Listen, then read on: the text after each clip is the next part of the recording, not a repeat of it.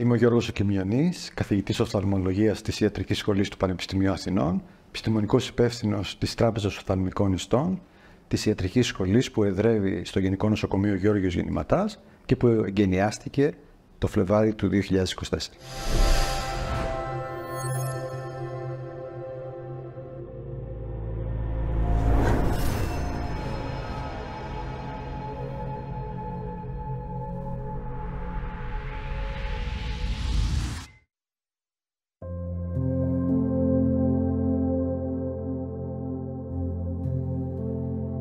Επιστημονικός υπεύθυνος της Τράπεζας Οφθαλμικών Ιστών, με μία λέξη σημαίνει μεγάλη ευθύνη.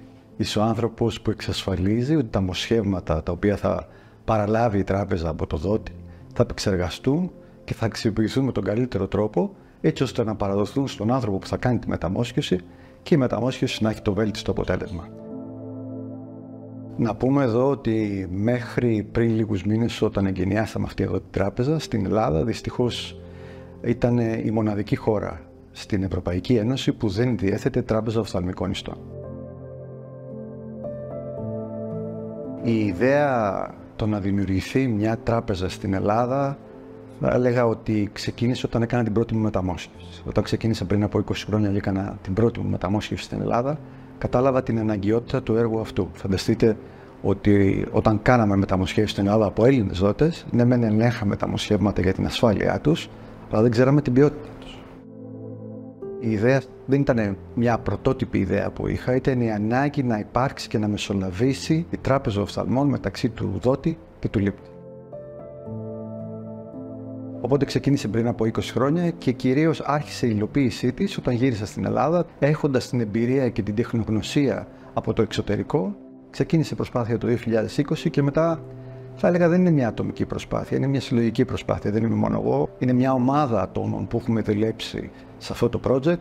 Είναι επίσης η πολιτεία, είναι φορείς όπως ο Εθνικός Οργανισμός Μεταμοσχεύσεων, το Υπουργείο Υγείας, το νοσοκομείο στο οποίο εδρεύει η τράπεζα και βέβαια είναι μια πολύ μεγάλη χορηγία από ένα ιδιωτικό φορέα που συμμερίστηκε την ανάγκη ύπαρξης αυτής της τράπεζας και φτάσαμε το Φεβρουάριο του 2024 να εγκαινιάσουμε την τράπεζά μας.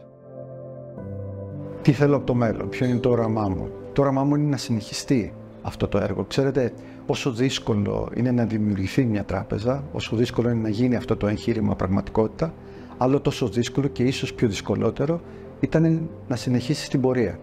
Γι' αυτό ζητάμε τη συνεργασία όλων των φορέων, γιατί αλλιώς αυτό το εγχείρημα που πραγματικά άλλαξε τα δεδομένα των μεταμοσχεύσεων στην Ελλάδα δεν θα έχει καλή κατάληξη, οπότε θα πρέπει όλοι να συνεργαστούμε και τα μέσα ενημέρωσης. Θα πρέπει να προωθήσουμε την ιδέα των δωρητών οργάνων, γιατί αλλιώς αυτό το εγχείρημα νομίζω θα μείνουμε στις βραβεύσεις από διαφόρους φορείς και στο τέλος θα καταλήξει να μην έχουμε πάλι τράπεζα μεταμοσχεύσεων στην Ελλάδα. Οπότε και αυτή η τράπεζα δεν θα έχει λόγο ύπαρξης αν δεν προωθηθεί η ιδέα μεταμοσχεύσεων στην Ελλάδα.